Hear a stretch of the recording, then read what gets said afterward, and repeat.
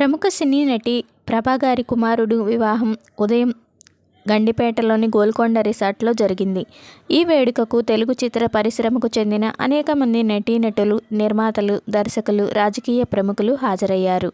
నటి ప్రభా గారు తెలుగు, తమిళం, కన్నడం, మలయాళం భాషల్లో దాదాపు 150 చిత్రాలు పైగా నటించారు. స్వర్గీయ దేవభక్తుని రమేష్ ప్రభా దంపతుల కుమారుడైన రాజా రమేష్ ఉద్యోగరీత్యా అమెరికాలో స్థిరపడ్డారు. విజయవాడ వాస్తవ్యులు స్వర్గీయ విజయరామరాజు వేదగిరి శిరీష దంపతుల కుమార్తె సాయి అపర్ణతో రాజా రమేష్ వివాహం బుధవారం ఉదయం జరిగింది.